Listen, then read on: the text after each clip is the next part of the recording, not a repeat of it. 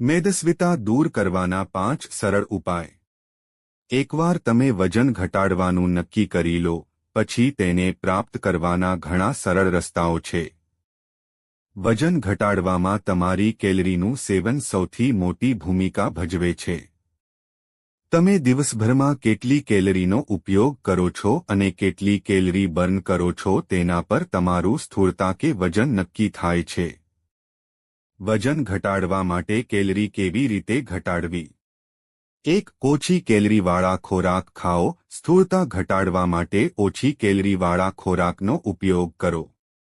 ક્રીમને બદલે ગ્રીક દહીં, ફૂલફેટને બદલે ઓછી ચરબીવાળા કોટેજ ચીઝનો ઉપયોગ કરો અને જ્યુસ કે સોડાને બદલે ઇન્ફ્યુઝડ પાણી કે સોડા વોટર પીવો।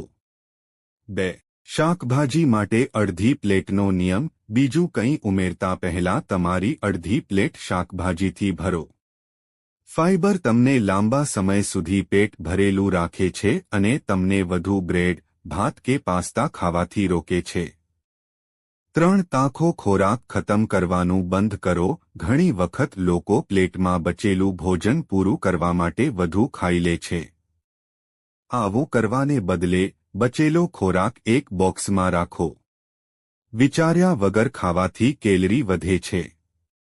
4. ધીમે ધીમે ખાઓ અને ધીમે ધીમે ચાવો। જમતી વખતે 20 મિનિટનો નિયમ પાળો। ધીમે ધીમે ખાવાથી અને સારી રીતે ચાવીને ખાવાથી ઓછું ખાધા પછી પણ પેટ ભરેલું લાગશે। જમતી વખતે ફોન કે ટીવી ન જોશો।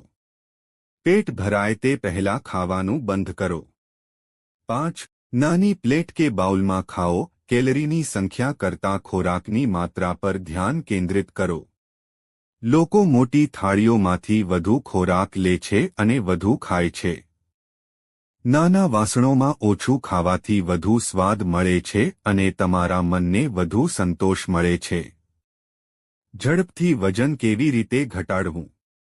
જો તમે વજન ઓછું કરવા માંગતા હોવ તો દરરોજ શારીરિક પ્રવૃત્તિ કરવાની આદત બનાવો। તમે યોગ, કસરત અથવા દોડ કરી શકો છો। પ્રોસેસ્ડ ફૂડ ટાળો। ખાંડનું પ્રમાણ વધુ હોય તેવા પીણાનું સેવન ન કરો। તેના બદલે આખા અનાજ, ઘરે બનાવેલો ખોરાક અને ફાઇબરયુક્ત ખોરાક ખાઓ। વનસ્પતિ આધારિત પ્રોટીન ખાઓ અને સારી ઊંઘ લો। આનાથી મેટાબોલિઝમ સુધરશે અને વજન ઘટશે। મિત્રો, જો તમને વિડિયો પસંદ આવ્યો હોય તો લાઇક કરો અને સબસ્ક્રાઇબ કરો અને બાજુમાં આપેલા બેલ આઇકન પ્રેસ કરીને ઓલ પર પ્રેસ કરજો જેથી તમને વિડિયોની નોટિફિકેશન સૌથી પહેલા મળતી રહે। અને વિડિયો છેલ્લે સુધી જોવા બદલ આપ સૌનો આભાર।